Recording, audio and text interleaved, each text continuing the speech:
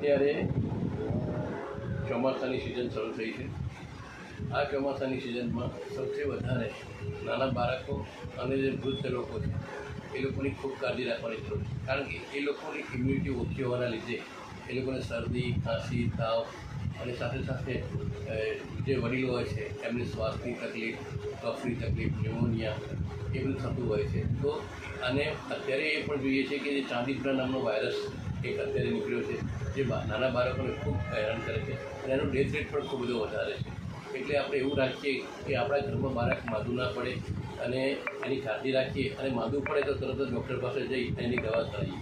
એના માટે તમારે ઘરમાં સ્વચ્છતા રાખવી પડશે, જે જગ્યાએ પાણી ભરાતું હોય એ ધ્યાન રાખવું પડશે, મચ્છર કે માખીનો ઉપદ્રવ ના થાય એનું ધ્યાન રાખવું પડશે, આજુબાજુના જે વિસ્તારમાં છે એમાં સાફ સફાઈ રાખવી પડશે।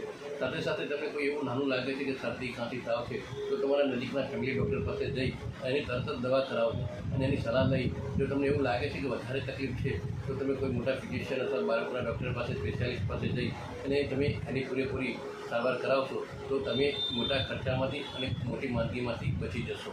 મારી ખાસ વિનંતી છે કે આ ચોમાસાની ઋતુમાં તમારા જે ભીના કપડાં હોય અથવા તો જે એવું હોય કે હંમેશા તડકો નીકળો તડકે સૂકવવાનો પ્રયત્ન કરજો।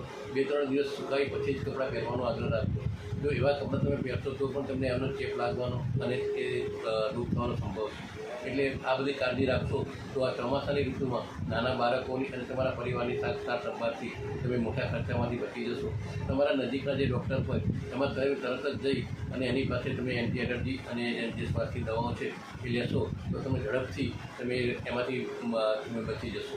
એટલે મારે આપ સૌને વિચાર છે તમારું હાઇજીન સારું રાખો, તમારા સ્વચ્છ કપડાં સારા રાખો અને સાથે સાથે સામાન્ય દવાઓ તમે ઘરમાં હાથ ગતું રાખો કે જેથી તરત જ નાનું બાળક હોય તો એને હાથ પગી તમે પહેલાં ઘરગથ્થુ ઉપચાર કરી તરત બીજા દિવસે તમે ડૉક્ટર પાસે જઈ અને એને મોટી માંદગીમાંથી બચાવી શકશો। મારું નામ ડૉક્ટર શૈલેષ સોમપુરા, પાટણ।